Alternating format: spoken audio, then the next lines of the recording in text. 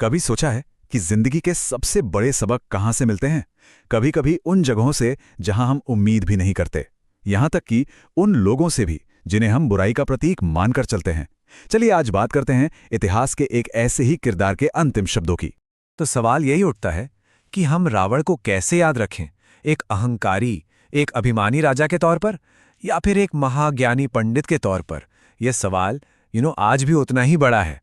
पता है, रावण का जो किरदार है ना, वो बड़ा कॉम्प्लिकेटेड है। एक तरफ तो वो बुराई का सबसे बड़ा सिंबल है, लेकिन दूसरी तरफ उसे अपने समय का सबसे बड़ा ज्ञानी, सबसे बुद्धिमान प्राणी भी माना जाता था। मतलब उसके ज्ञान का कोई मुकाबला ही नहीं था। इसका सबसे बड़ा सबूत शिव तांडव स्तोत्रम। इतनी शक्तिशाली रचना कोई मामूली इंसान नहीं कर सकता। इसे लिखने के लिए जो ज्ञान और जो भक्ति चाहिए वो सिर्फ एक परम ज्ञानी में ही हो सकती है, और वो रावण था। तो चलिए अब सीधा चलते हैं उस पल में जब इतिहास की धारा बदल रही थी। कुरी राम के हारने के बाद रावण अपनी आखिरी सांसें गिन रहा था। देखिए, ये वो वक्त होता है जब इंसान का सारा घमंड, सारा अहंकार खत्म हो जाता है, और जो बचता है वो होता है सिर्फ सच। और पता है, इन्हीं आखिरी पलों में श्री राम ने लक्ष्मण को उस महाज्ञानी से ज्ञान लेने के लिए भेजा। तब रावण ने उन्हें 3 ऐसी बातें बताईं जो आज भी, इतने युगों बाद भी, उतनी ही कीमती हैं।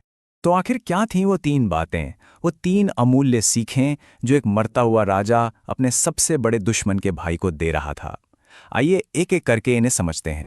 तो पहली और शायद सबसे जरूरी सी, रावण ने कहा, शुभ कार्य करने में कभी भी देरी नहीं करनी चाहिए। मतलब कोई भी अच्छा काम करने के लिए कल का इंतजार मत करो। कितनी सीधी सिंपल सी बात है ना।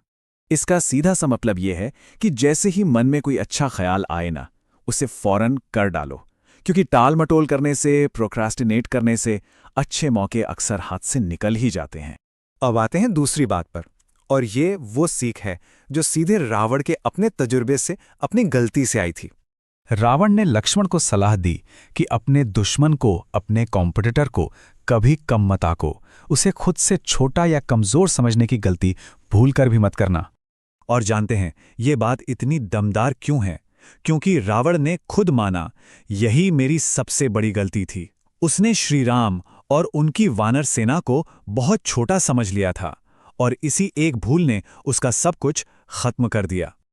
और अब रावण का तीसरा और आखिरी ज्ञान, ये एक बहुत ही प्रैक्टिकल एडवाइस है। रावण ने कहा कि अपने राज, अपने सीक्रेट्स कभी किसी को नहीं बताने चाहिए। उन्हें हमेशा अपने तक ही रखना चाहिए, क्योंकि देखिए, आपका राज ही आपकी सबसे बड़ी कमजोरी बन सकता है अगर वो गलत हाथों में चला जाए। खुद रावण का ही उदाहरण ले लीजिए। उसकी मौत का राज उसकी नाभि में छिपे अमृत में था। ये राज उसने अपने भाई विभीषण को बताया था, और आखिर में यही उसके अंत की वजह बना।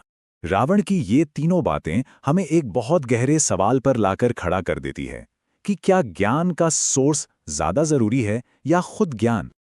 और हम आपको इसी सवाल के साथ छोड़े जाते हैं। क्या सच में महान सीख सिर्फ महान और अच्छे लोगों से ही मिल सकती हैं, या फिर कभी-कभी जिंदगी के सबसे गहरे सच हमें उन अंधेरी जगहों से भी मिल जाते हैं जहां हम रोशनी की उम्मीद भी नहीं करते? इस पर सोचिएगा जरूर।